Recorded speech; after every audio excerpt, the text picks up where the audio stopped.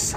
Welcome back sa ating channel. At ayun na, after ng almost 8 hours na biyahe, nakarating na kami dito sa Phnom Penh, Cambodia, or also pronounced as Phnom Penh. So ayan po ang kanilang skyline. Makikita nyo, parang katulad lang sa Manila. So ayan, papunta na po kami nito sa may Sisowat Quay.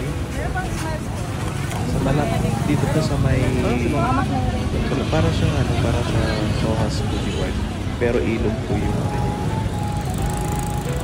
matatanaw mo.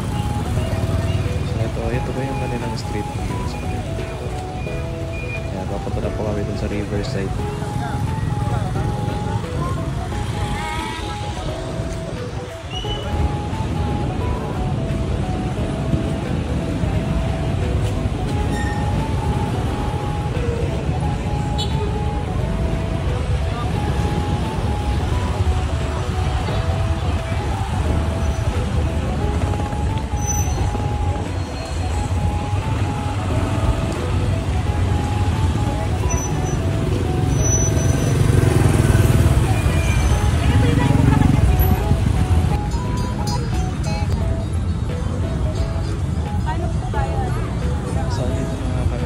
Sisowat Quay.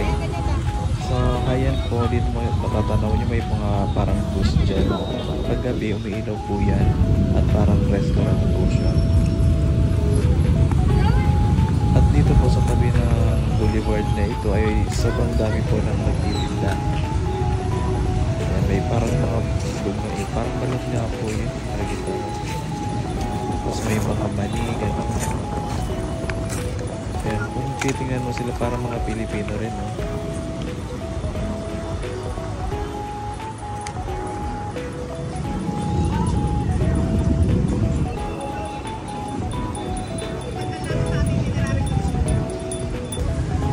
Tara guys, maglakad-lakad tayo, walking tour.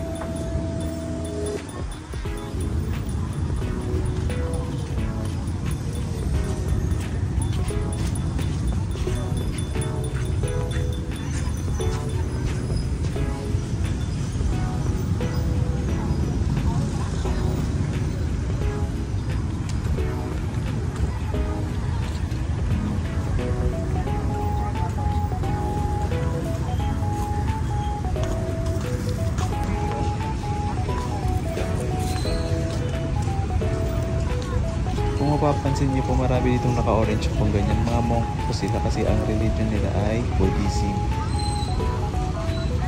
Di pa sa ating Katoliko ang karamihan. Dito, Buddhism po wala ang majority ng religion.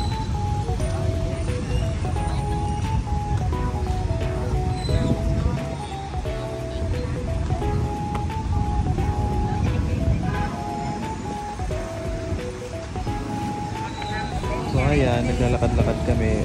Bale time check, mag-aalas 6 na po nito.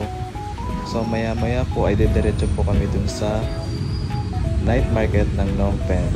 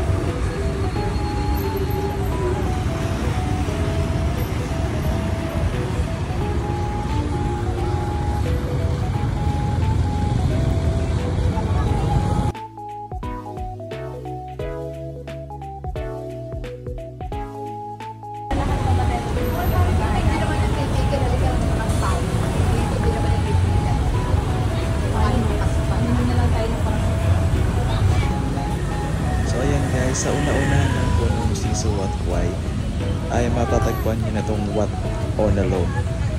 So ito po ay isa sa mga major tourist spots dito sa Phnom Penh.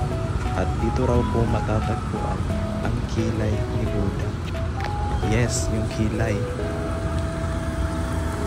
At ayun guys, sa paglalakad namin, syempre nagutom kami. At may nakita kami dito kainan sa tabi ng Wat Onalone. At aming sinubukan kasi hindi na talaga kaya ang gutom guys. May naamoy ko na yung...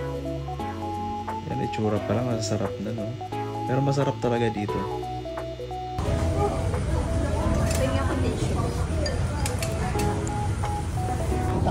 Ibigyan ko lang. Kita ka.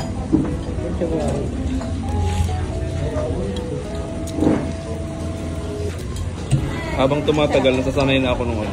Lasa ng ano. Nung weird na dangkon. Pero ako kinakain ko yun. Meron yan, di ba? Meron. Kinakain ko yun. And guys, so far nag-enjoy naman kami sa kanilang pagkain. Napakasarap talaga lahat. At lalo na yung congee, masarap daw. So di hanggang dito na lang tayo at abangan ang aming susunod na vlog sa aming dito sa Phnom Penh, Cambodia. Ikim mo.